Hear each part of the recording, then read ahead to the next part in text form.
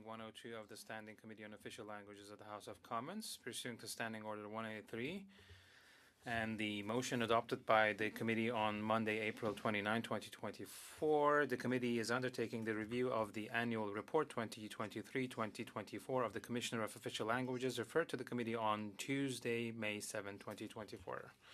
I'll quickly remind you the guidelines to avoid feedback incidents. Before we get going, please take a look at these cards that are on the table that include some reminders on avoiding incidents and protecting the ears of our interpreters. So I'd like to thank you all for your cooperation. I would like to welcome our witnesses. We are welcoming the Commissioner of Official Languages, Mr. Taberge, accompanied by Mr. Leduc, who is the Assistant Commissioner, Strategic Orientation and External Relations Branch, and we also have Mr. Wolf, Assistant Commissioner, Compliance and Enforcement Branch. So this is not your first time here, but welcome. With the votes going on, we are delayed a little bit, and you need to leave us because you have another obligation. We have our meeting at the Senate starts at 6, and there will be another vote as well. The senators can wait. That's just a joke. We'll get going right away. Commissioner, you know the drill. You will have 5 minutes. Maybe we can be a bit more flexible, and then we will go to the questions and answers, because you published quite an interesting report, an interim report with the new version of the Act. But please, Commissioner, go ahead. Thank you, Mr. Chair, honorable members of the committee. Hello. Before I begin, I'd like to acknowledge that the lands on which we are gathered are part of the unceded traditional territory of the Algonquin and Anishinaabe people and Indigenous people of the Ottawa Valley. I'm pleased to be with you today to present my 2023-2024 annual report. Since the modernization of the Official Languages Act last June, my team has been laying the foundations for exercising my new powers. We are now ready for action, according to the timeline I unveiled when I tabled my annual report. We therefore plan to start gradually phasing in the use of these new tools with the funding that we have been granted in the 2024 budget. At this point, whether this amount will be enough, though, because we don't yet have all the details on the new Use of French in Federally Regulated Private Business Act or my new power to impose administrative and monetary penalties.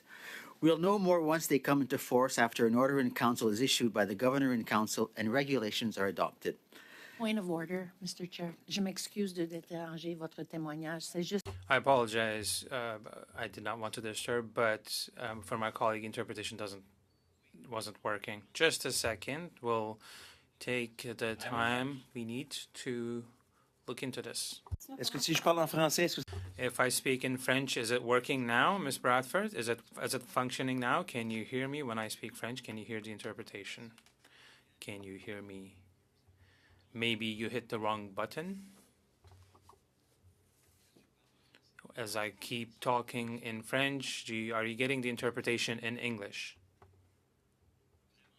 But the volume is very low. Okay. Maybe we can adjust that. Maybe you can adjust that on your console.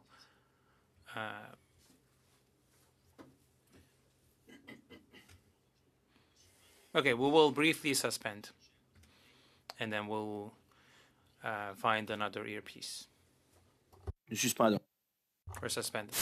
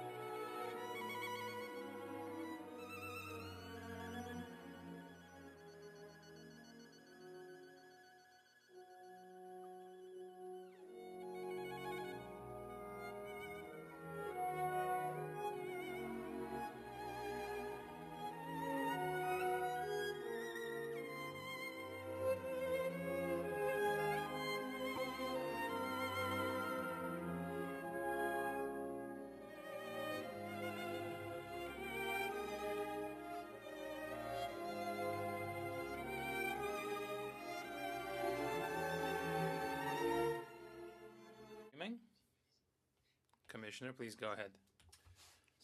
My team and I are fully prepared to ensure greater respect for the public's language rights. As you probably noticed in my annual report, the 847 admissible complaints filed with my office in 2023-2024 are a bit of a contrast with the very high volumes of complaints we've become accustomed to in recent years. Is this a trend that will continue over time? Unfortunately, I don't have a crystal ball to help me answer these questions with any certainty. Only time will tell. Une chose est sûre, cette diminution. One thing is certain, though. This decrease does not mean that we need to take our foot off the gas. Quite the opposite. We need to keep up the momentum and build on the progress we've made to effect concrete, lasting changes in order to secure the future of both of our official languages across the country. I'm counting on all federal institutions to step up their efforts to meet their language obligations, including the new ones in the Modernized Act. Despite the fact that regulations have yet to be made, federal institutions still have new obligations that they're required to meet right now, including those under Part 7 of the Act, which deals with advancing the equality of status and use of English and French. Report, I recommend that by May 31st, 2025, all deputy ministers and deputy heads in the federal public service incorporate into their strategic plan a plan for ensuring full implementation of Part 7 of the Act that draws from the roadmap I recently published to support federal institutions.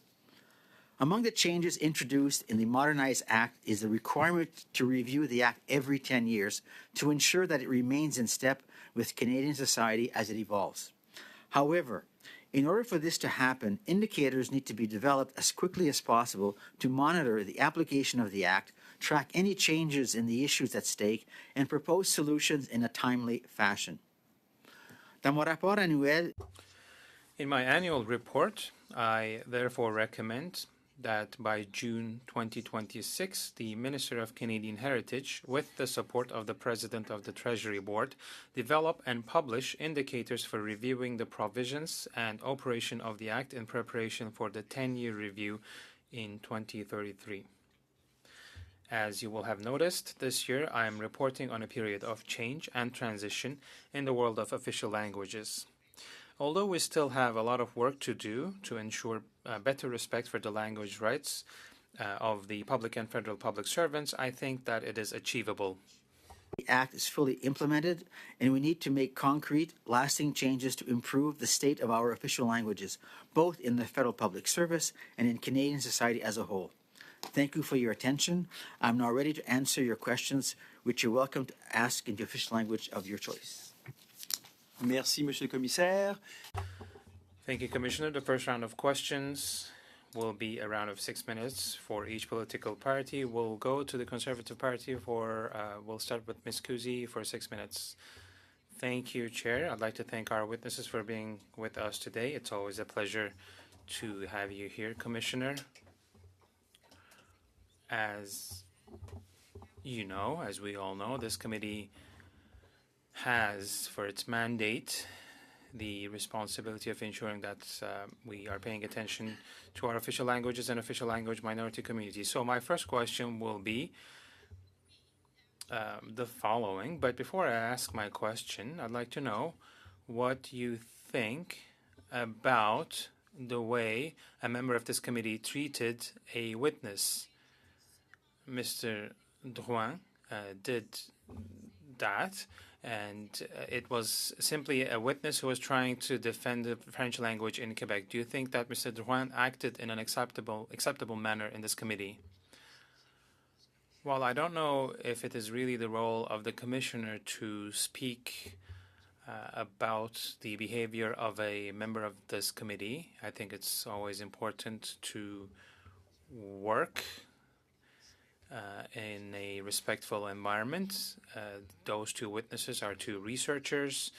They provide their data. They give you a snapshot of the situation as they see it, and then it is up to the committee to interpret it, because a snapshot, it doesn't represent the entire reality. It's one of the elements that you need to look at. So I think it's important to receive this kind of information, to integrate the information into our thinking. so that we are able to better understand the situation. So, as I was saying, a snapshot is not the entirety of the reality on the ground. It's just one of the factors that we need to take into account. Perfect. Thank you very much. So, you think that it's really important that all witnesses appearing here have the right to be treated in a respectful manner by us, and when they come before the committee, they should expect that, and this should apply to all witnesses, that they all deserve respect. Would you agree that that's the case? Spirit. I agree that you should be working in a spirit of respect for one another. And I think I'll limit my comments to saying that that's the way that I would like to work, and I think that you should do the same. Yes. Now, do you think that an individual who was unable to remain respectful to a witness, who was there to support the French language in Quebec, do you think that a member of the committee who was not respectful deserves to be a member of this committee? Do you think that someone who cannot remain respectful towards a witness has a right to be here with the committee? Don't you think that this individual should have given the witness the respect that they deserve? I think that this is a question for the committee to answer and not for me as the commissioner to answer. So I can imagine that you would agree that it's very important that, given that the objective of this committee is to support the French language, and therefore the committee should be respectful to those who appear before the committee to protect the French language. Of course, as around the table, we're here to talk about the French language, but also both official languages and any official languages in a minority situation. You've heard from many witnesses, and they have different experience, different perspectives on issues. And again, like I said, I think it's up to the committee to take into account the different information and make their decisions. Of course, what's clear is that when we talk about languages, it's very important to us. But as I said earlier, I would like to work in a spirit of collaboration. Thank you very much. Personally, I can't imagine using the words that the member used with anyone here, especially towards someone trying to protect the French language. Now I have a question on your report, Commissioner. In your report, you talked about the shared responsibility between the Treasury Board and Heritage Canada, and I am the shadow minister for the Treasury Board, so it's important for me. So I'd like to talk about the minister's roles. What has created confusion in these shared powers, in your opinion? I think it's important when we talk about governance of the Act, the implementation of the Act, we need to be clear who manages which part of the Act. From a general perspective, it's the Treasury Board that takes care of the governance. But there are aspects where there is collaboration between Heritage Canada and the Treasury Board. So we need to understand who's doing what. So I would say, for example, for Heritage Canada, they have a lot of experience with official language communities. They've been working for years with communities. 10 seconds. The Treasury Board has a lot of expertise in establishing directives and making sure they're clear on a tangible level.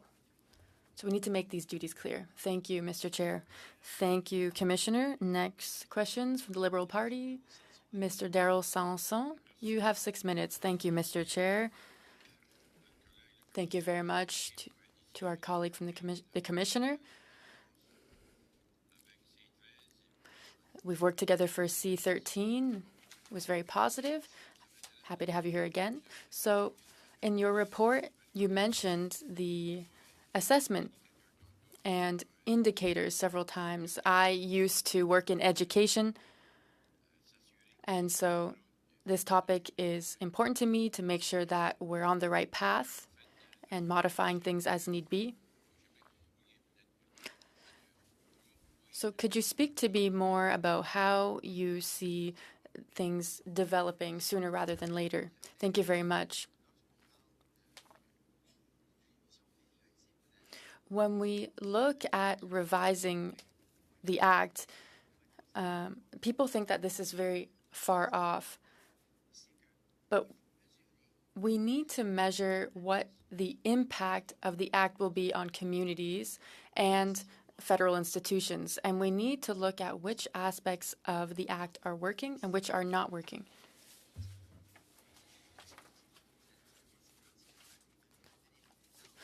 So we can give you some examples. We have demographic data. We have data on rights holders, on different aspects related to the community. We have data on compliance of the Act. And this data is very important because in 2032, I don't know who will be around the table then, but at that point, it will be important that we have a large information bank to support our analysis, because communities will evolve. And 10 years from now, we need to ensure that the Act is still meeting communities' needs. And it's for that reason that we've made these recommendations, because we want Heritage Canada to focus on this and address the issues as quickly as possible. Thank you. I definitely agree with you. We spent 36 years doing this last time. There has been progress and some positives that we can look at. But I think it would have been much better if we would have been able to modify it as we went along. And I think that merits some analysis. Now, you have new powers, and you said that you haven't been able to use them all yet. 10 years goes by quickly, but you've already been in your position for about 7 years, and it's gone by extremely quickly. So could you talk to us more about what work you have done in terms of compliance, penalties, and how this has worked? For the press conference, when we launched our annual report, we had an implementation plan. Over the last 9 months with the Commissioner, Office of the Commissioner, we went to look for expertise, and we were looking for the necessary resources in order to move forward. In upcoming months, so starting in July, we are going to launch a new investigation process. Currently, when someone submits a complaint, there's an investigation and then a report. But with this new way of doing things, when someone submits a complaint, there will be different sort of exits that they can take. There is arbitration. There's a compliance agreement. And then later, that would be July, August. And then later on, depending on the situation, there can be orders. And that would be in the fall that we'll be implementing this. And so we need to develop internal tools, training, expertise, and we don't take this lightly. These are new powers. And so we've really evolved as an organization. Now we can challenge things more easily, but there are more requirements for compliance. So we're going beyond our recommendation powers. Certain powers we're unable to implement right now because we don't have the regulations for, though. Thank you. I think you described this very well. So this will increase transparency. We'll be able to really see what's going on, what's going well, what's not going well. But in your report, I saw that this time you didn't provide a list of harmful actors, harmful stakeholders. Would you be able to share with us who are the actors in this field that are the most concerning for us?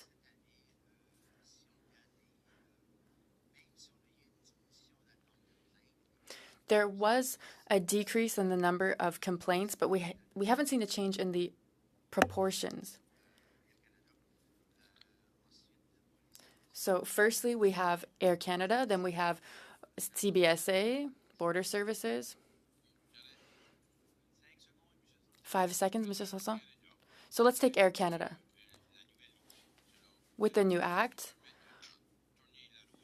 what powers will allow you to crack down a little harder on them? Okay, we'll have to get the answer to that great question later, Mr. Sanson. Next, Deputy Chair for the committee from the Bloc Québécois, Mr. Beaulieu. Thank you, Mr. Chair. Thank you to our witnesses. It's always a pleasure to meet with you here. We've talked a lot about funding post-secondary institutions. Would you say that the funding is fair and equitable for post-secondary schools in Quebec, French-speaking schools specifically, enough to support language equality? In Section 7 of the Act, we do talk about education, and secondary school is an important element in this. I have lived in Moncton and in Saint-Boniface, and so I know the important role that secondary schools play for French-speaking communities. So this is what Frédéric Lacoué and Mr. Bourdon were saying. It's important for French-speaking communities outside of Quebec. Do you think it's also important for French speakers in Quebec to have access to institutions that are sufficiently funded? I think that, of course, post-secondary institutions need enough funding. We have public or partially public institutions, and so their funding will depend upon what the government's giving them. So in Montreal, for example, do you think that going to an English-speaking secondary school or university, does this increase the chances that the individual later on lives in English? Because personally, I've seen some negative statements around the existence of these English-speaking institutions. So when we look at the data, of course, we can see that this is something that can partially explain the trends that we see, but is it the only factor behind these trends? I would say no. I think what's important is that we realize that it's important, especially for those French speakers in a minority community, that they have access to schooling in French throughout their entire education. And this, whether they live in an English-speaking environment or not. The Office de la Langue Française in Quebec looked at Gatineau and at Montreal and said that there is an issue with overfunding English-speaking schools, and then we have a lot of English-speaking students coming from other parts of the country that go to Montreal, for example, which increases the extent that English is used in the workplace in Montreal. What do you think about this?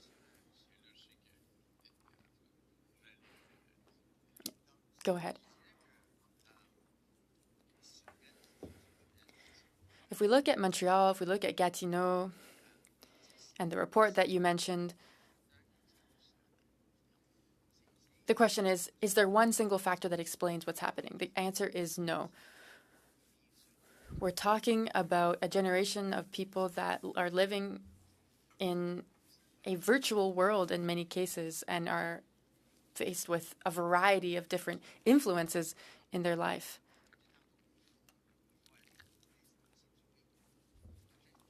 And so we have to look at which elements here allow us to take action.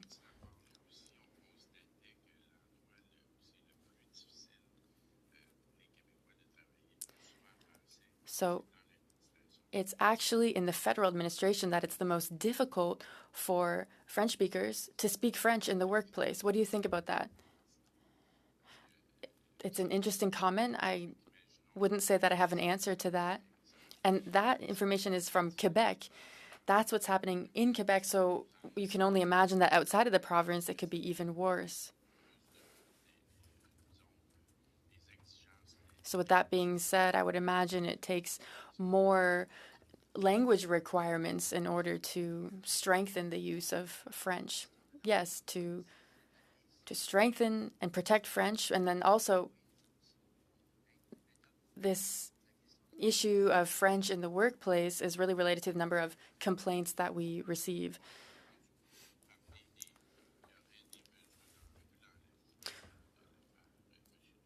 We've heard that, a lot of things around the table after what happened with Mr. Drouin. The Liberals have said that they were the first to recognize that there's a decline in French in Quebec. They state that they want to protect French in Quebec. There have been a lot of measures thrown around. Could you speak to us of the measures that you have seen? For example, for federally regulated private businesses in Section 7. In Section 7, what we can see is that right now there is a commitment to protect and promote French throughout the country, including on an international level. But I haven't seen any tangible program for the time being to support these requirements. 15 seconds. Okay, thank you. Thank you, Mr. Beaulieu. Our last round, 6 minutes, will be from Ms. Ashton from the NDP. Ms. Ashton, the floor is yours. Oh, sound test first, please. Ici avec l'équipement. J'espère que vous m'entendez. Ça va, Madame Ashton? Okay. That's great. Thank you very much. So you have 6 minutes. Go ahead. Thank you very much. Thank you to the Commissioner as well for being here with us. My first question is on Section 7 of the Act. We know that in Section 7, this should apply to federally regulated private businesses, including the Minister of Canadian Heritage under the Act. And it's clear that in your report, the government needs to take this section very seriously. In your report, you said that complete respect of language rights needs to happen through different means, through complaints to the Commissioner and through inquiries that the Commissioner has made for different institutions. So can you talk to me about tangible measures that have been put into place to ensure that we're respecting language requirements at the federal level? So you spoke of Section 7. This is the part of the Act that is related to official language communities in a minority situation. And last week, I met with all the deputy ministers to talk about Section 7 and the importance of its implementation. There are requirements in Section 7 to implement positive measures to support official language communities in minority situations. They also have the requirement to undertake consultations and to develop programs that will have an impact on communities. So now we're looking to implement real measures for Section 7, but we're trying to create a roadmap to ensure that the federal government is better meeting requirements for Section 7. So we're creating a roadmap to ensure that they're capable of making the right decisions to support communities. In the past, what we found is that the vast majority of federal institutions didn't understand their obligations under Section 7 of the Act. Really, everything we do has an impact on communities, and so we need to ensure that federal institutions are aware of their obligations. So I worked with all the deputy ministers to develop a roadmap, which is now available, and we requested that they integrate into their strategic plan a plan for the implementation of Section 7 of the Act. OK, merci beaucoup. Okay, thank you very much.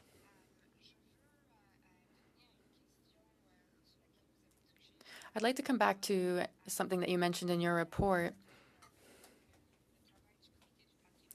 and it's also related to Heritage Canada's work right now. You talked about the importance of legal challenges to protect language rights. At the Heritage Committee, I sit on this committee as well, right now we're talking about Bill C-316. Could you talk to me about these legal challenges and the way that they help protect French Canadians' rights? And do you recommend that this bill be passed as soon as possible? What I can say about that is that the jurisprudence that has been developed over the last 30 years has focused on this. For example, if you look at Section 23 of the Charter, we have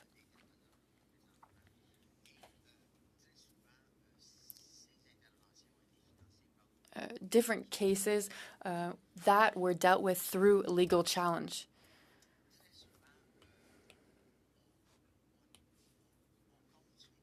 Oftentimes, we rely upon the courts to make these decisions, and we can't make those decisions elsewhere. When you're in a minority situation, the courts are very important, and they're an ally, especially for minority communities. And so this is a question of obligations and rights, and that's what moves us forward. In Section 23,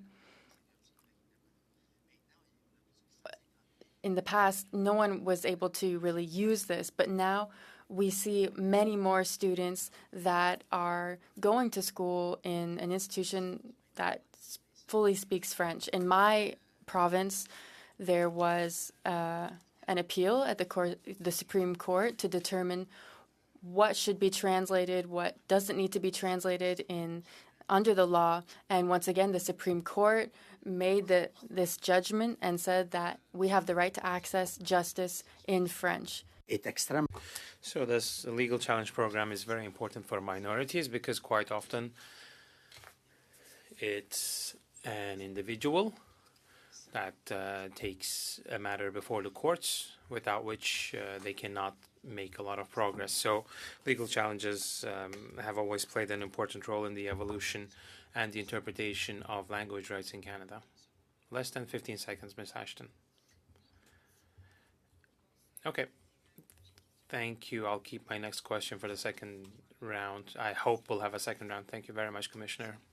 Thank you, Ms. Ashton. There will be a second round, that's for sure. Mr. Dalton, for 5 minutes, you have the floor. Thank you very much, Commissioner, for being here with us and for your efforts and, of course, the work done by your office in defending official languages in minority settings. In your report, you say that there is a disengagement and a lack of willingness from the federal government machinery to respect official languages. Can you elaborate on that, please? Well, I usually use the example of the language of work because there's a difference between language of work and language of service. If we do not create the capacity within the government machinery to work in both official languages, how can they offer services in these both official languages? A number of years ago, there was a report on official languages in emergency situations, and I think it was an eye-opener. They studied official languages over a period of 10 years, looking into emergency situations. And there has been a reference saying that this is urgent, but it's been 10 years. in English, there's the expression of emergency preparedness. So it's all about being ready. So if something happens, 10 years ago and you were not ready, in 10 years' time, can you be ready for the next occurrence of the same thing? The answer is yes. So we need the capacity in federal government.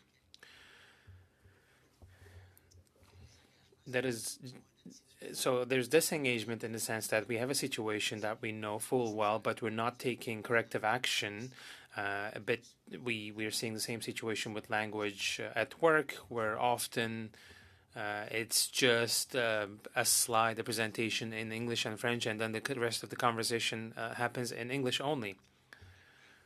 So we need to regain focus, if you will, and re-engage in this issue. It starts with the higher management across institutions, and it takes leadership from ministers. We have this new act, but the act can only do so much. And we need support from stakeholders to give the importance of official languages that they deserve. In your report, you also refer to a review of the Official Languages Act that will be done sooner than planned. So what would you think about 5-year review periods as suggested by conservatives as opposed to the 10 years we have right now? What kind of impact would that have?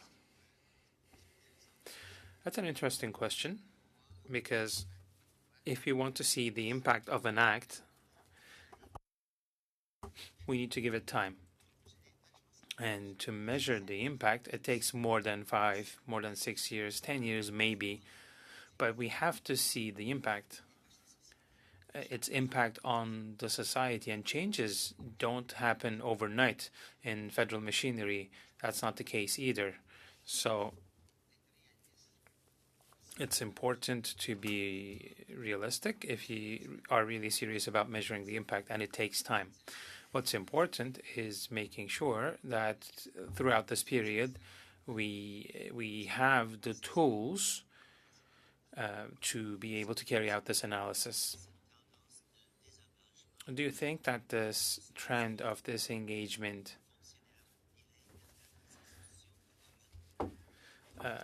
explains in part the lack of bilingual executives in the federal government? Well, as I've often said, it takes leadership, and the leadership needs to be behind official languages. They need to support the official languages. And in the new act, for instance, if there is a deputy minister that is appointed, and if they're not bilingual, well, they need to become bilingual. So it's clear. Official languages will really have the place they deserve in the federal government when senior officials in the government who are Anglophones work in French. What kind of positive measures do you think should be taken under Part 7 of the Act? That's an excellent question, Mr. Dalton, but you have used up all of your time. So we're now going to Madam Annie Koutrakis for 5 minutes. Thank you to the Commissioner and his colleagues for being here today. I chose to speak English today because I come from the beautiful province of Quebec. I guess I'm considered to be a member of the Anglophone community of Quebec. When my parents immigrated from Greece in 1957 and I came to the world a few years afterwards, when it was my turn to be registered in school, my mother, bless her soul, had the good foresight to say, I want my daughter to go to French because I want her to be able to compete and be educated with everybody else, because realizing that in Quebec, the majority are Francophones. When she tried to register me in school at the time, we were not allowed because I wasn't Francophone and I wasn't Catholic. In those days, it was both, linguistic school boards and also based on religion. So I was reading, your annual report of 2023, 2024, and looking back at my own experience where I said, because right now I really feel at times that my Achilles heel is the inability to speak French the way that I would like to speak French. I feel comfortable in French and I work in French and I love the language. But I learned it by working at McDonald's as a student. I learned it by working and helping my father in his business later on. And more importantly, I learned it when I was doing dictée with my children when I chose to send them to French schools. The only way for me to have been educated at the time in French was if my parents had the means to send me to a private school, which they did not. So in your report, you say, and I quote, "My office will continue to reach out to Canadians, particularly those in official language minority communities, to inform them of their rights, but will scale back our activities in schools," close end. So given that schools are an integral and a central part to official language minority communities, and that it is mainly in schools that young people learn a second official language, why did you scale back your activities in schools? I would hate to see young people today be in a position where they cannot learn both official languages in that regard. So why did you scale back? I want to clarify that statement. Number one, it has to do with our new mandate in the area of promotion. We have to promote compliance now. It has nothing to do with whether or not we support French language schools, FSL schools, immersion schools. That's not the point. This has to do with in the new legislation we have to report on different. Our mandate for promotion is different. We have to promote compliance. So we two federal institutions in communities. We do a lot of work in the area of first and second language education. We've done a lot of studies in that area. We will continue to do research. We follow all of the various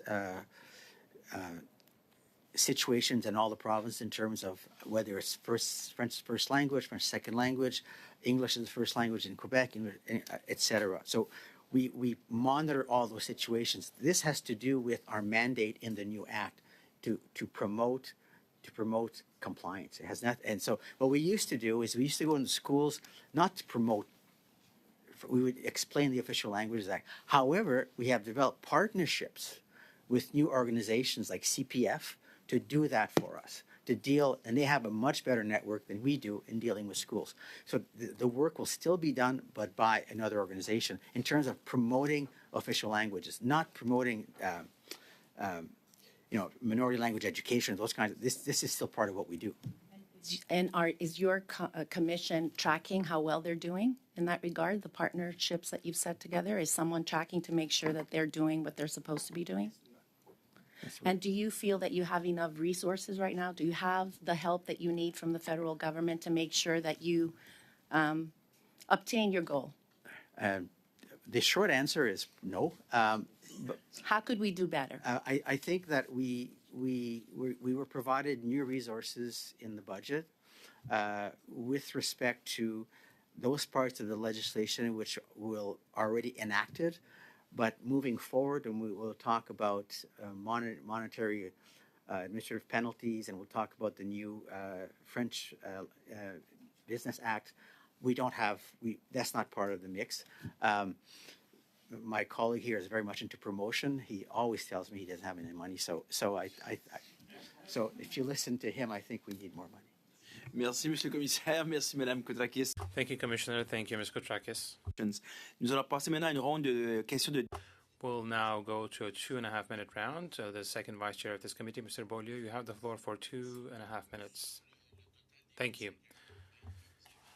Of the total 840 complaints you received, were these mostly because there were no services offered in French?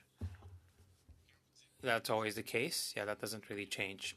When you are saying that many federal institutions aren't taking their language obligations seriously, can you give us examples? Air Canada, the RCMP?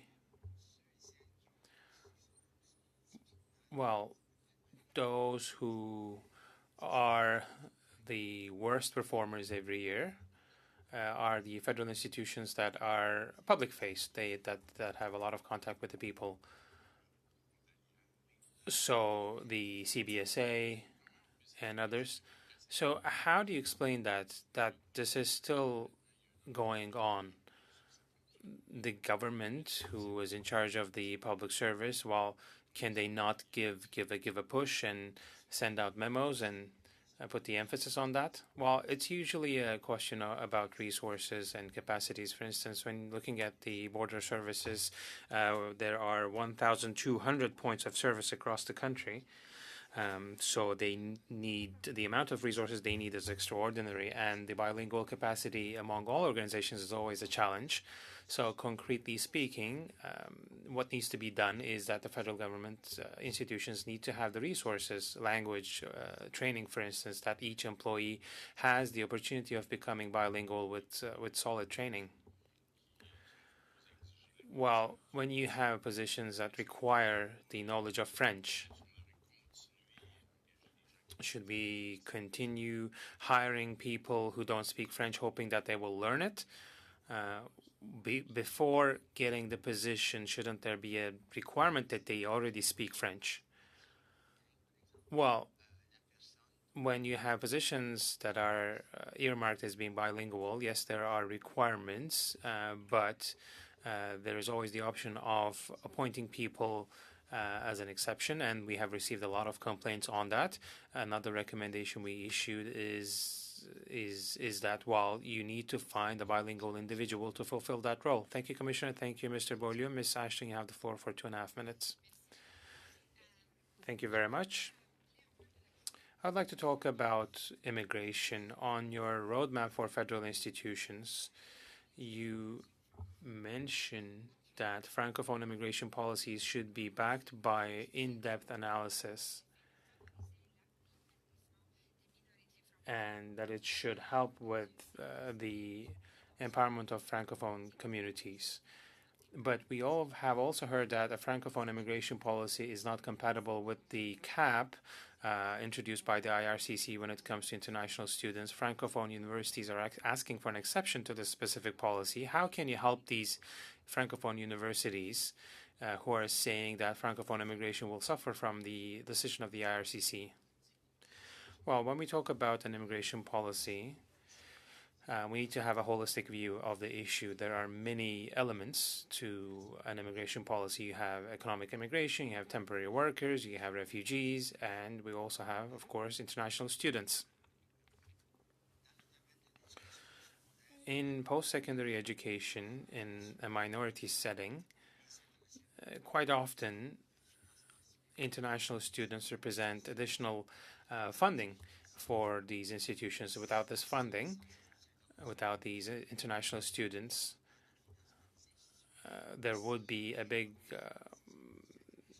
hole in the budgets of these institutions. So their education and their subsequent integration in their communities are key elements.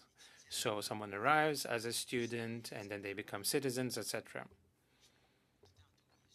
But Mr. Beaulieu was asking a question about funding. It's been 20 years that post-secondary institutions have been underfunded, and institutions are finding out that they can actually replace the lacking funding by welcoming more international students. So they had to make a dramatic decision.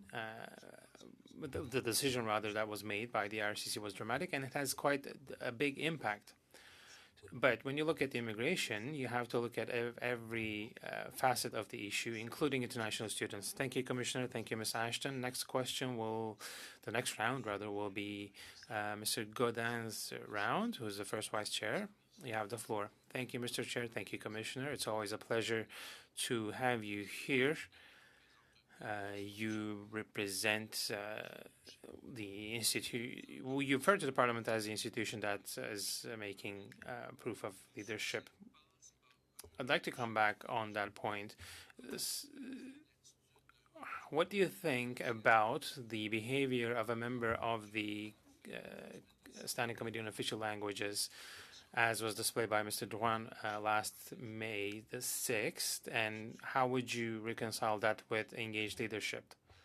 Well, when we refer to engaged leadership, we are referring to an individual, let's say in the federal public service, with ethical values who are at the heart of the federal public service. We are talking here about diversity, reconciliation, official languages, and we have certain key values.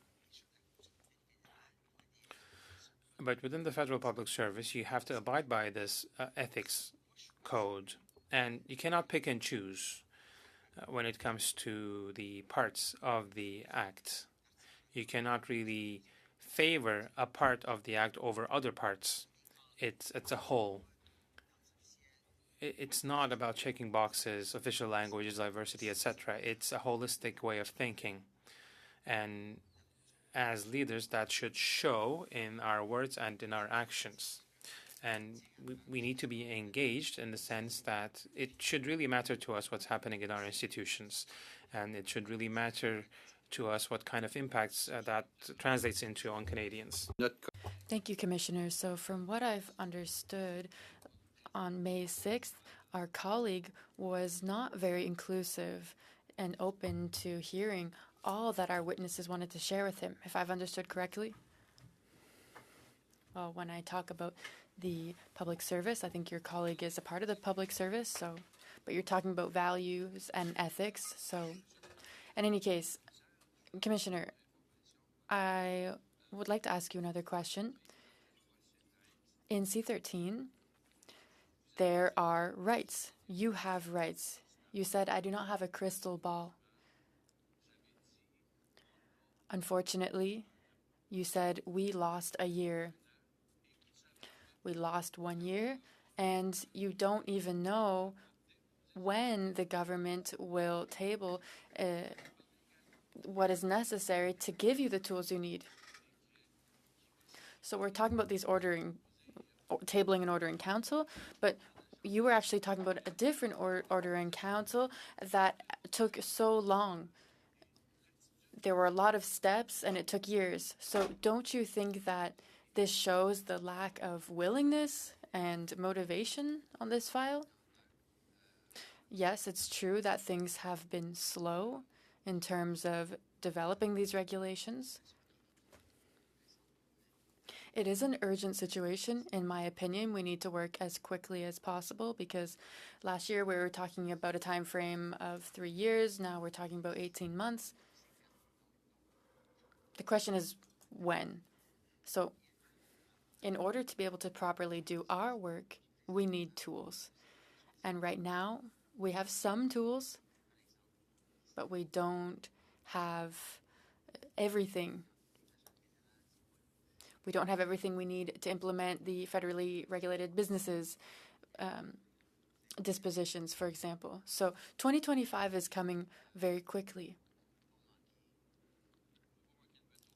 And we don't want to miss the boat, yes. So we all agree that there exists a decline in the French language. And you stated in your answers, we have created a roadmap for federal institutions. My question is that your role or is that the role of the Treasury Board Secretariat or Canadian Heritage? There seems to be a confusion here. And Commissioner, I know you have the best of intentions, but this is not your role. And in my opinion, it should be the Treasury Board Secretariat doing this. Now, unfortunately, there seem to be some gray areas between the departments. Is this to be expected, in your opinion? The reason that we developed this roadmap is because there was this gray area. There were gaps.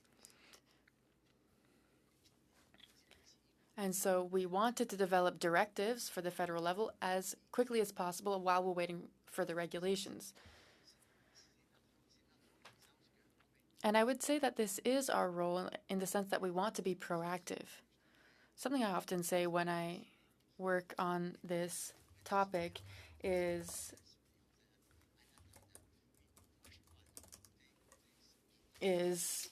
offering relief. And I think that that's important in this case. Thank you. We're running out of time. Thank you, Mr. Gaudin. Mr. Serré, you have 5 minutes. Go ahead.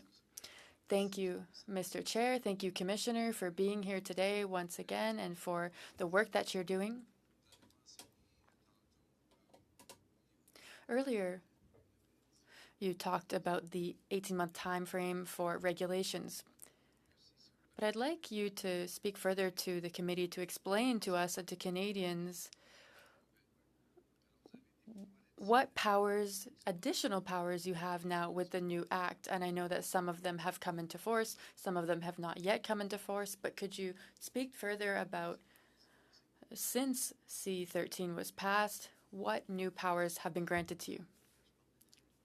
So I mentioned this earlier a little bit, but firstly, we have an initial power that will allow us to publish the results of our investigations, and then we have the power related to compliance. Then we have the power related to orders on our recommendations.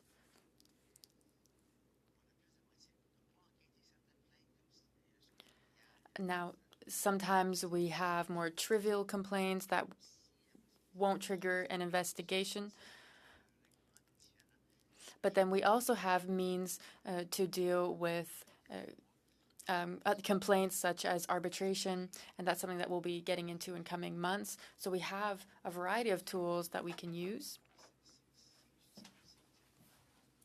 And I think that these are very useful and gives more teeth to what we're trying to do here. But I think that we could add more tools to this toolbox to improve it. Because we still are facing a lot of challenges, and when we're talking about these monetary penalties, we still have a lot of issues. We're still looking to implement this fully the next 5 to 6 months. So we were talking about data collection and that there are gaps here. You're looking at communities, at rights holders, and how we can improve things over the next 10 years. Were there any do you have any specific recommendations for the committee on what data we should be looking at specifically to ensure that we have the right information 10 years from now? So I would focus on Section 7 of the Act. In Section 7, the most important aspects have been identified: continuing education, immigration policies, everything that relates to demographics and language demographics. We talk about rights holders. So there are important elements here that we should focus on that have an effect on Section 7 and have an effect on the communities. Then there are other elements that we can focus on here. But I think that overall, we should be concentrating on Section 7. And the question is, we'll have to ask ourselves, have we developed positive measures that have had a real impact on communities? That's our duty here. Earlier, you talked about timelines, the 10-year timeline, the 5-year timeline, and how things are actually rather short. And you've mentioned indicators in your recommendations. That would be helpful for assessments. In your experience or from research, what indicators should the government be looking into to support us in the next 10 years? Inaudible? So we need to be looking at the evolution of demographics, looking at the school systems, the impact of changing demographics, the impact of changes in the federal system on communities, the role of culture in communities. Are we supporting cultural institutions enough in our communities? We could easily bring together researchers that could give you a list of elements to look at, but what's important is to focus on the key factors. We don't want to have a list of 100 indicators. We need to have the most essential ones. And what I'm trying to say here is that Section 7 will give you clues as to what those are. You also mentioned earlier when you were speaking with Ms. Ashton on the topic of legal challenges and Bill C-316. You mentioned that there have been a lot of legal challenges in Ontario, in the healthcare sector, in Manitoba. The Conservatives have been cutting programs. They've already cut certain programs twice, and now in Heritage Committee, there was a witness who was in Harper's cabinet that spoke to us about this. So could you talk to us about the problems related to cutting these programs? Unfortunately, we're out of time, so we're going to give you 30 extra seconds later on to the Bloc and the NDP. So thank you, Commissioner. So now, next round, 5 minutes each. Mr. Gaudin, 5 minutes. The floor is yours. Thank you, Mr. Chair. So, Commissioner, it's thanks to you that we have this roadmap that you spoke about. Now I think it's the responsibility of the Treasury Board to do its job and to impose this obligation on institutions to use this roadmap to create results. I think we have to force this. I think that's where we're at now. And in my opinion, the government needs to take the necessary measures to create results. So recommendation number 1, you say the Minister of Canadian Heritage before 2026 needs to create a program with the President of the Treasury Board. What you can see is that we have the Minister of Canadian Heritage, who is supposedly not directly linked to the Official Languages Act, and so we're delegating powers here. The Heritage Minister delegated the work to someone else. They're working with the Treasury Board. Don't you think that this is confusing?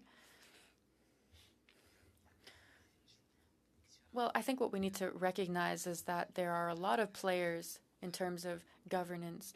In the new bill, we are giving a more important role to the Treasury Board than what we granted them in the past.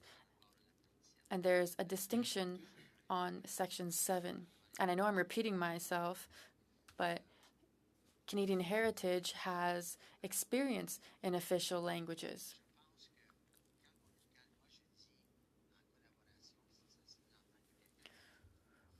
When I use the word in collaboration, that means that there still is someone who is responsible for the file. We talk about the importance of governance and the importance of the Treasury Board's role here. This is a central role. And they are a central agency, but Canadian Heritage is not a central agency. And what's important here is the Treasury Board's relationship and experience with communities. We need to provide clear directives, though, and I think that this is the Treasury Board's job. I agree with what you're saying. I do think that Canadian Heritage can contribute to this, but there needs to be someone running the show. And this should be for the entire act. It should be the Treasury Board. Now, the Liberals did not accept this amendment, and so once again, we have divided powers, and that was their decision. Now, here's a question I already asked you. When we talk about the Treasury Board Secretariat and Canadian Heritage, should the Canadian Heritage Minister appear at the Official Languages Committee? It depends on the subject. Do you think that there are subjects that we could cover that would merit the minister to come to our committee? I think the committee is free to ask whoever they would like to come to committee. But my question is, should the minister come answer questions with the Committee on Official Languages. There are certain parts of the Act that are related to the minister's mandate. Yes, Commissioner, I do understand, but I don't think the minister understands this. Commissioner, earlier you said that 5 years may be rather short to revise the Official Languages Act, and 10 years would be better. On the other hand, and I said this earlier when I was trying to get members to accept our amendment on the 5-year review. In reality, if we say 5 years, it'll probably be more like 7 years. It's usually longer. We need to act urgently because French is in decline, but at the same time, you said 5 years is too short. Could you clarify what you think about this in 10 seconds, please? We're going to need a report partway through. At the halfway mark, we could publish a report to say, what do we need to continue? Thank you. Great question. Thank you, Commissioner. Now we're going to move on to Mr. Iacono for 5 minutes. Thank you, Mr. Chair. Thank you, Commissioner, for being here today. Commissioner, in your 2023-2024 annual report, you mentioned that the Treasury Board Secretariat is working on a new version of the accountability framework and that they consulted you on the topic. Could you elaborate on the recommendations that you made on the topic of this accountability framework and the way in which this will contribute to improving accountability and federal institution accountability on official languages? So yes, we were consulted, as others were consulted on the accountability framework. In my opinion, I would say that the framework is not prescriptive enough. It's not binding. The federal institutions have the freedom to decide how they will implement the act, so I think we still have work to do on this topic. It needs to be more prescriptive. It seems that oftentimes the Treasury Board Secretariat wants to give more flexibility to federal institutions to allow them to interpret the laws and implement them in their own way. I think that we should have a much more prescriptive role, meaning we want to clearly say what should be done.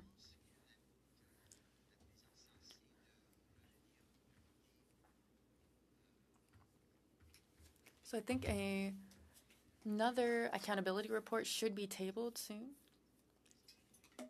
It should be published soon. So then we'll be able to see the final result.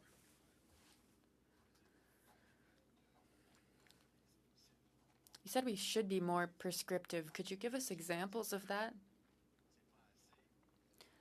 Because right now you're saying it's not enough. Where have you found gaps? And how could we improve? I think the best way to prove what you've just stated would be to offer us examples of what has not been done and some other examples of what we could do differently. I'll come back to the question of Section 7. We need to clearly specify how one should decide which positive measures should be implemented and how to implement them. How should we consult with communities to develop positive measures? Mr. Theberge, I would like to know how we should consult with communities. Could you give us an example of what's currently being done and what should be done better? As you've suggested, what should we do better? An example. So we need a tangible mechanism. So, for example, in the Act, they talk about land use. So when we have land that is available, we're going to consult with communities to know what would be the most useful use of this land for them. In Vancouver, for example, or Toronto, there is a lot of land that is used for exorbitant reasons. And so the real question is, did we consult with communities? And in many cases, it's not done.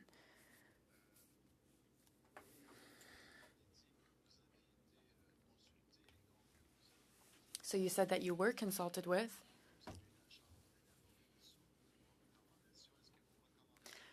And you established recommendations.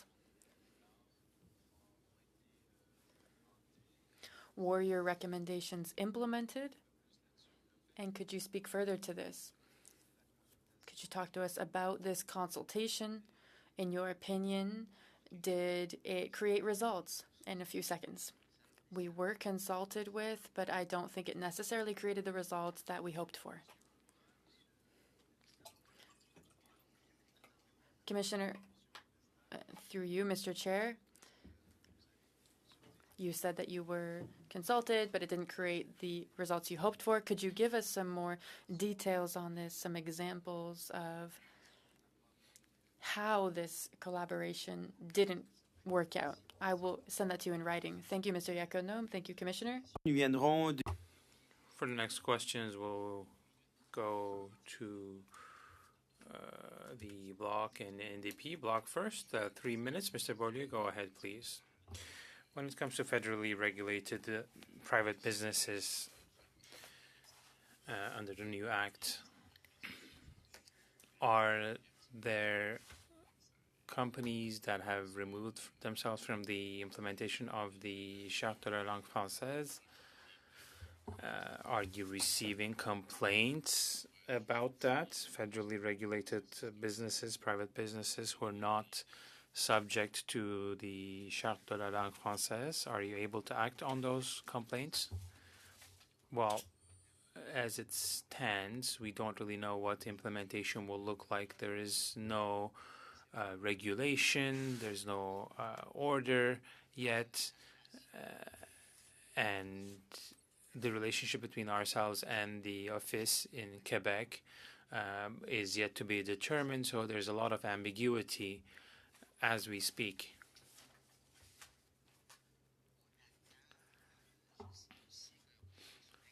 So we are working on the regulation, and we're making progress faster than we did, but there are so many unknowns. So do you have a deadline? Do you know by when things might become more concrete? Well, it's not our deadline, it's the government's deadline. Well, on another point, the commissioner of the French language in Quebec in a report said that the number of people who don't speak French in Quebec increased by about 50% since 2011, mainly due to temporary immigration. And temporary immigration from 2016 to 2023, the numbers went from 89,000 to more than 500,000. So the immigration is under federal jurisdiction. So should the federal government provide funding or help with the Francization of these people? Well, I definitely think that there is room for negotiation between the governments of Quebec and the federal government on these kinds of initiatives. But when we talk about temporary workers, it's across the country that this is taking place. Of course, in Quebec, there are companies need to find workers, but it's also clear that we need to really look forward and try to understand the impact on communities. I was talking about immigration a couple minutes ago. We need to have a holistic global approach to this issue because there are so many elements to this issue that we need to really know what kind of impact could be expected on what communities. So, and this applies everywhere. And these discussions need to be had to know what a real Francophone immigration policy would be. Thank you, Mr. Beaulieu. Ms. Ashton, you have the floor for the next 3 minutes. Thank you very much. Commissioner, in a Radio-Canada article, you said that the respect for language rights from federal institutions are not meeting the expectations outlined in reports, annual reports. So what would it take for the government to have real respect for language rights? And how frequently does the government implement your recommendations? This is a really interesting question.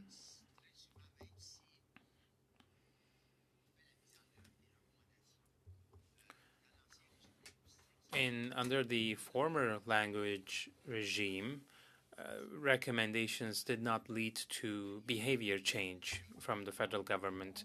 We would have the same complaints and issue the same recommendations year after year. But with the new powers, now we might have the necessary tools to ensure better compliance. So I hope that with these new powers, there will be better compliance from federal institutions. All of this to say that we are in a new regime will give the government time to show us what kind of implementation it will come up with. Okay, thank you very much. Another question, this will be a bit more general. We are about to start a study on the continuum of education in French, and immersion will probably be part of the study. And we are facing a significant labor shortage in education in French as the first language or in French immersion education.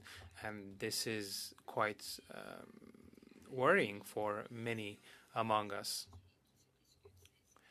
Another major question is what role should the federal government play? Education is, of course, under the jurisdiction of provinces. But we're faced with a labor shortage and we're lacking educators, and we don't have sufficient level of support for these educators. So all of these elements have a combined impact on education in French. So in this context, with this labor shortage crisis, do you think there's a role for the federal government to play? Well, the federal government has always had a role when it comes to supporting education in the minorities setting and the teaching of French as a second language. In 2018, we did a study on educators in French immersion system, and we published some recommendations. The efforts that were deployed were not sufficient. It's not by adding another education faculty here or there that this gap will close. We need to find other ways of closing the gap, and we need to come up with innovative approaches for finding new educators or for others who would like to work in this system to support educators. It's also a societal question. We are looking for educators across the spectrum in the minority setting, majority setting. Thank you, Commissioner. You could continue to answer the question later on. Mr. Gendero, you have the floor for 5 minutes. Thank you, Mr. Chair. Mr. Tabarj, welcome. It's always a pleasure to have you. In your report in Table 3, you refer to the number of complaints you've received over the last 10 years, and we are seeing a significant improvement, if I can put it this way, compared to last year, but compared to 2021, 2022, we're looking at half the number of complaints compared to last year and 1/5 compared to 21, 22. So you are dealing with all kinds of different sectors in your line of work. In different reports, we had the number of complaints about Air Canada. So it's been a certain number of years that I've been here. There have been a lot of negotiations. Air Canada appeared before the committee on multiple occasions. Has there been an improvement? Do you feel the improvement when it comes to services in French offered by Air Canada? Because we're trying to understand the number of complaints in this table that have to do with Air Canada.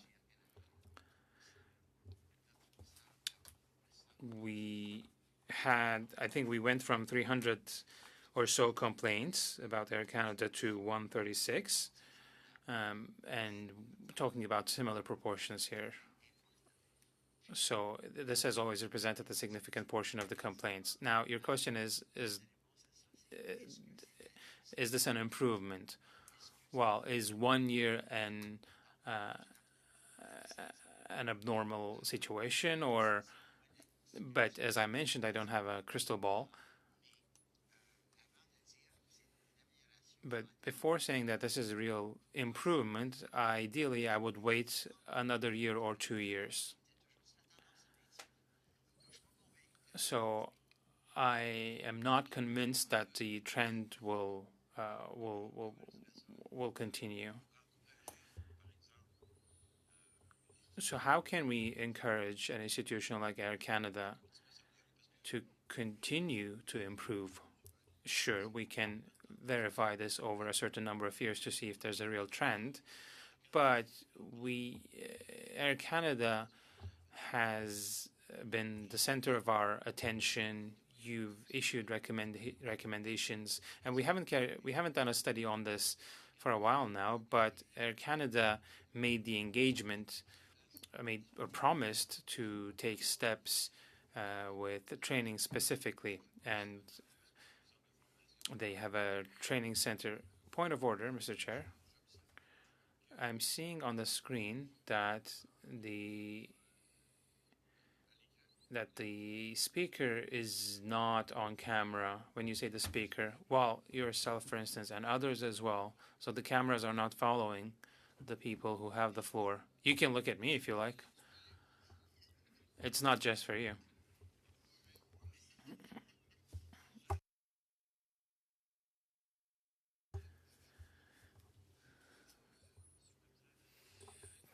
Commissioner, so going back to my question, I stopped the clock on after the point of order. You were at 3 minutes and 23 seconds. But on Parle View, we can see you, Mr. Genereux. It's great that you put your makeup on because you're on camera.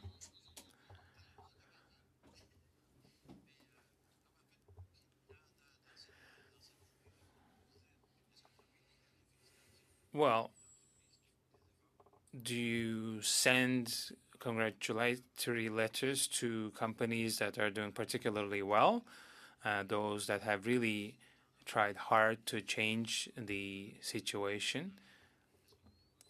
And if the trend is changing, can we at least recognize the efforts that they've made, Air Canada specifically, over the years? I think that question would be best answered later on. Well, it might be worth considering because that might encourage different institutions, even different organizations within the federal government. Because if there's a downward trend in terms of the number of complaints, well, it's surely because people are trying hard. And you may want to encourage people to keep working hard so that there's a downward trend in the number of complaints. Because what we want to see, of course, is a reduction in the number of complaints, ideally as a reflection of the improved level of services by federal government organizations and others. You have 15 seconds. Well, thank you very much for being here with us. Okay. Thank you, Mr. Genereux. Last questions will be asked by Mr. Samson. But I've just been informed that we have 2 cameras that function. One for the inside of the meeting room, one for Parle View, and Parle View camera is more dedicated to the people asking the questions and answering the questions. So, Mr. Genereux, in all his glory was on camera. So we are going to wrap up with Mr. Samson. Last but not least, for the Liberal Party, you have the floor. Thank you, Mr. Chair. Thank you, Mr. General. Thank you, Commissioner. I have a few questions which I believe are important. The first one has to do with the changes in Section 16 that is about bilingual judges at the Supreme Court. Do you think that it's important, and why? And I will follow up with other questions. It's fundamental that judges at the Supreme Court are able to operate in both official languages without interpretation, that they're able to understand arguments in both languages. I think it's fundamental. And why? Well, the Supreme Court is an institution that impacts all Canadians, and their rulings are extremely important. And it's important for Canadians to be heard and understood in the official language of their choice when they are before the Supreme Court. Thank you very much. The answer does not surprise me. And Liberals also believe in the importance of this institution. But Conservatives don't seem to agree. As the party willing to form the next government, point of order, Mr. Chair. I'll stop the clock, Mr. Samson. Mr. Godin. Mr. Chair, my colleague knows full well that we need to stay relevant, and we are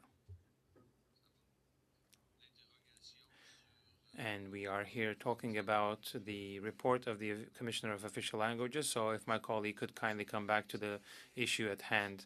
Mr. Godin, as you know, I've been quite lenient when it comes to the questions. I think it is relevant, so I will allow it. Mr. Samson, you were at 1 minute 29 seconds. Thank you, Mr. Chair, for making the point. I would have made the same point, because the first question that was asked had nothing to do with the report. So, to come back to the topic, how do you feel when there is a party that wants to form the next government and they think that being bilingual on the Supreme Court is not important in light of the comments you shared with us? Well, I think what matters is the principle that we put forward on the importance of bilingualism at the Supreme Court of Canada. I think it's a fundamental right to be heard and understood by the judges of the Supreme Court. Thank you very much. I really appreciate it. My second question is the following. You talked about leadership, strong management, that they need to be engaged and that they need to lead by example. About a month ago, an MP of the Conservative Party, once again, asked the minister who was appearing here before the committee to speak in English, and that had quite some ramifications, those comments. What do you think about that situation? Because we need leadership to defend bilingualism, and if we see this kind of behavior, it doesn't really help the cause. Well, it's important for all parliamentarians to be able to use the official language of their choosing. That should be the principle, and this applies to everyone. It's fundamental in our parliamentary system. Commissioner, if I understand this well,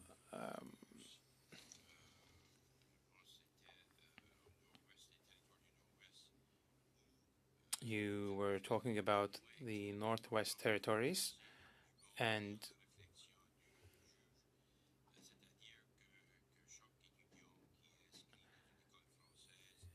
every student going to a French school is actually promoting the French language and the French language, culture and language. But the judge did not agree with you in that case. But the role that these people play is quite important. Could you please remind us what happened there? When we talk about culture, when we talk about language, there are many players. The education system has always been the medium through which Francophones in a minority setting have been able to ensure the transmission of their language and culture. So all those who are enrolled in and attend Francophone schools, they become actors in this. And this also represents engaged parents in the communities.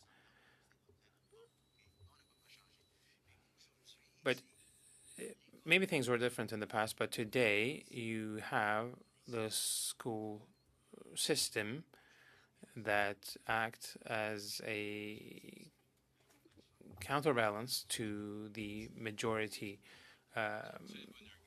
setting. So it creates attachment and it helps with the transmission.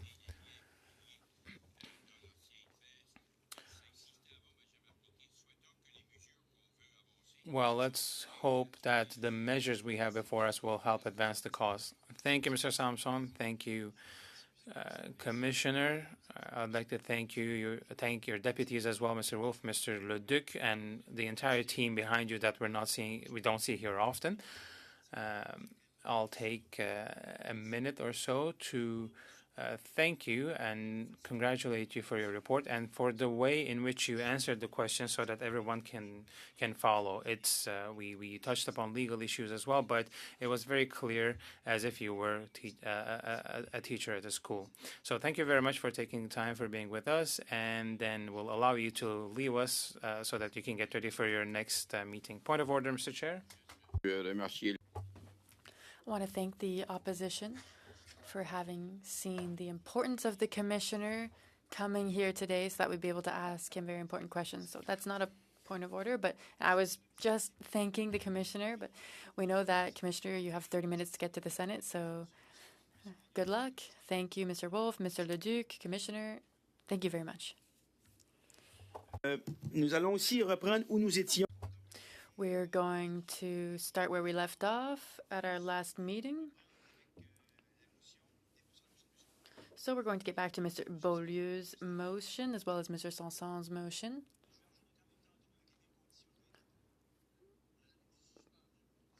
You said that we suspended last meeting, but we actually adjourned. You're right, Mr. Godin. I adjourned the debate, but I wanted to suspend it. You're correct. But before we jump into this, we do have a committee coming in after us, so we don't have a lot of time.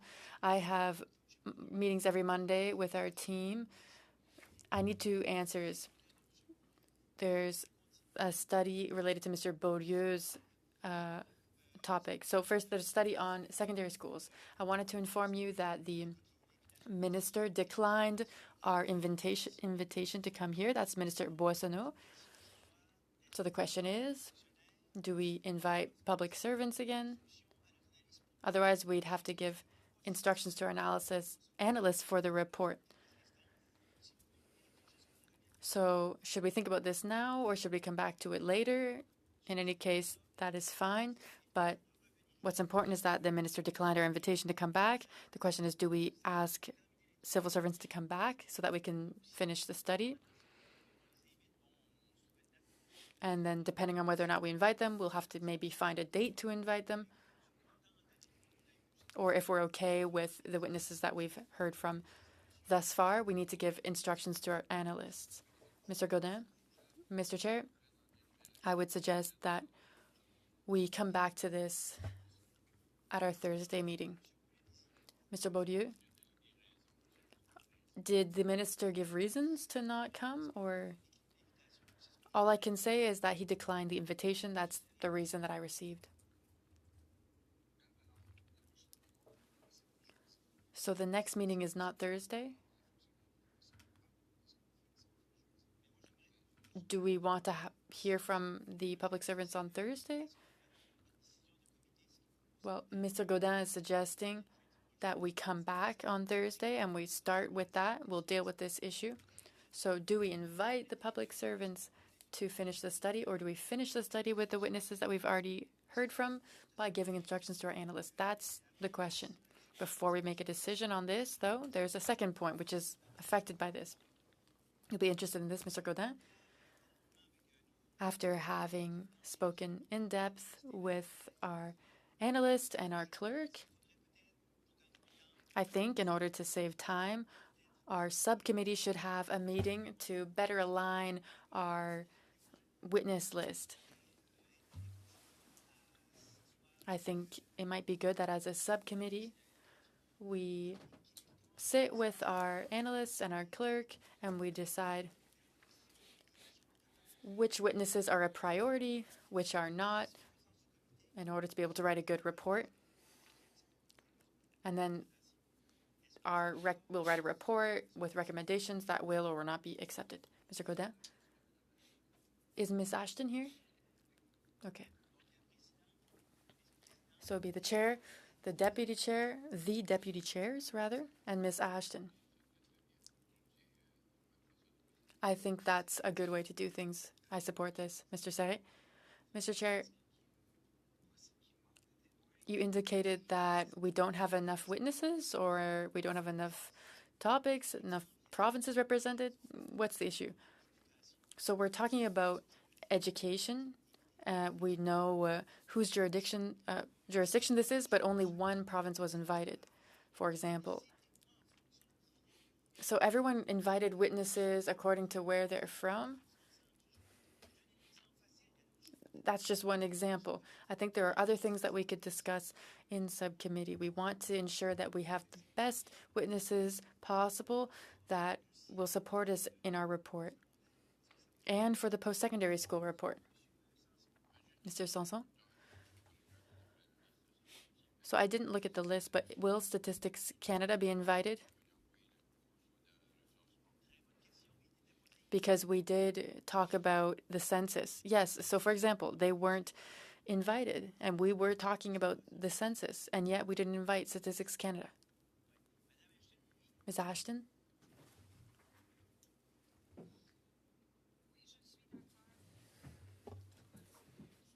I agree on holding a discussion on which witnesses would be in the best position to give us an overall view of the situation. I know that we focused on local witnesses right now so that they'd be able to talk to us about their day-to-day experience in schools. So we wanted these voices to be heard, but I think that as a committee, it's important that we invite national level experts. Thank you, Ms. Ashton. Mr. Gaudin?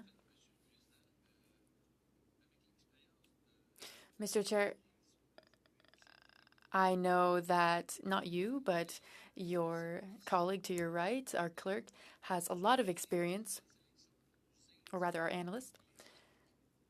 Would she be able to specify where the gaps are so that we can resolve this? We'll discuss this in subcommittee, but we have begun this work. What I'll say is that in subcommittee, because of our resources, we will need time outside of a regular meeting. Let me just consult with my colleague.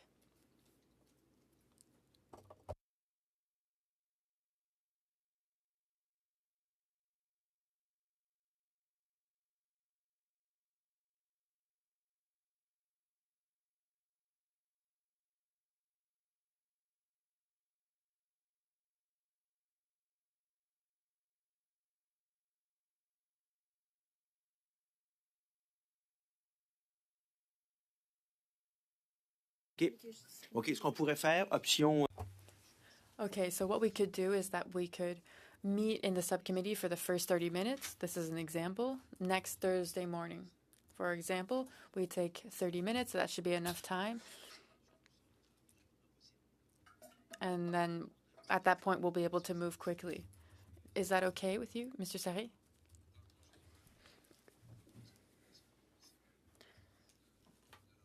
Last week, we had the economics report that we were looking into, the second version. So I'm wondering if we're planning on getting into that for the second hour on Thursday. What's planned right now in our schedule And I'll note that we need to make a decision now.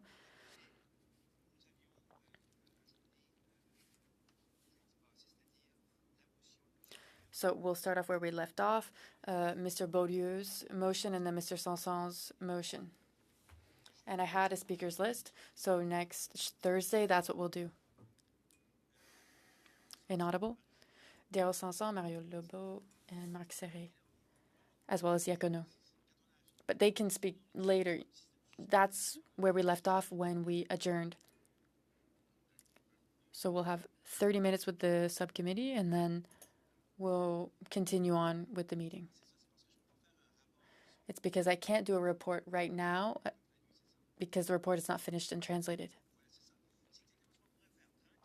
So we could do 30 minutes in subcommittee to talk about witnesses. Then we'll come back and continue on with motions as if nothing happened. Is that okay?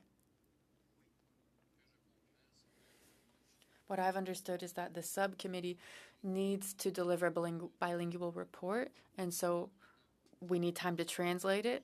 As we're waiting for that, we'll be able to work on Mr. Sanson's motion, and at the other meeting, we should be able to come to the subcommittee's report. Is that correct? Is 30 minutes enough? My colleague says yes. To make things even easier, the subcommittee will meet in the same room. So the other members will just come join us 30 minutes later. But please be here on time, nonetheless, for the subcommittee. Mr. Serré, Ms. Ashton, and myself. Is that okay for everyone? And then we'll pick up where we left off last week. So after the first hour, the first half hour with the subcommittee, I'll ask that you think about what we'll be doing for the post-secondary study. Will we finish it? Will we invite civil servants? Will we give more data to the analysts? Please take just a little bit of time to think about what we should do. Okay. If we want to bring public servants here, that's no problem. We just need a date. They're more flexible than other witnesses. Mr. Généreux? Does our analyst think that we should invite public servants?